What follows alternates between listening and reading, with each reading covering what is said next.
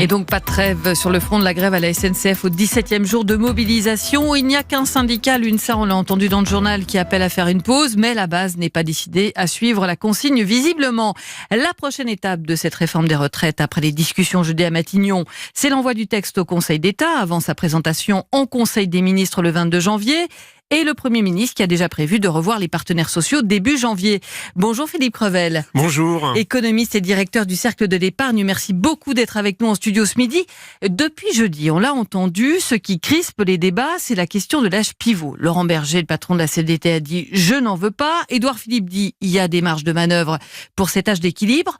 Une seule question, Philippe Crevel. Est-ce que finalement, il y a un impératif économique à maintenir dans ce texte, ce principe de l'âge pivot qui crispe tout le monde ? Alors cet âge pivot ou cet âge d'équilibre, à 64 ans, depuis le départ, évidemment, ça crée des tensions. Pourquoi le gouvernement y tient ? C'est qu'en fait, la crainte aujourd'hui, c'est que les Français, qui aiment partir tôt à la retraite, utilisent le système par points pour liquider leur pension dès 62 ans. Or, dans le système actuel, il y a la durée de cotisation. Il faut avoir 42 années de cotisation pour pouvoir bénéficier de la retraite à taux plein, ou il faut attendre 67 ans. Ce dispositif a un objectif clair, c'est d'éviter évidemment des départs précoces et donc d'avoir des dépenses de retraite qui augmentent fortement. D'où l'idée de l'âge d'équilibre de 64 ans, qui a été calculé depuis plusieurs années par le Conseil d'orientation des retraites, en disant c'est l'âge qui permet un petit peu d'équilibrer les comptes des régimes de retraite en dissuadant les Français de partir trop tôt. Vous me disiez même, ça existe finalement déjà dans certains cas, cet âge pivot. Et oui, cet âge pivot, parce que une durée de cotisation de 42 ans, quand on commence à travailler à 22 ans, c'est la moyenne en fait aujourd'hui de l'arrivée sur le marché du travail. 22 plus 42, ça fait 64 ans. Et si on ne respecte pas ces 42 années, il y a déjà aujourd'hui une décote.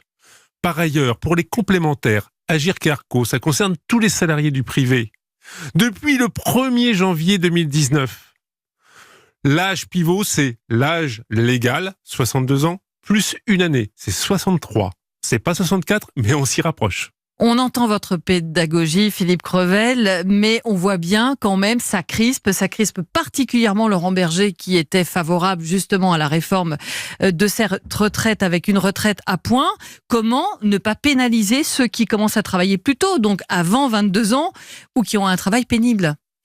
Alors, le gouvernement sur le sujet, avec donc la dernière déclaration d'Édouard Philippe, a, on va dire, ouvert deux voies. Premièrement, c'est la reconnaissance des carrières longues.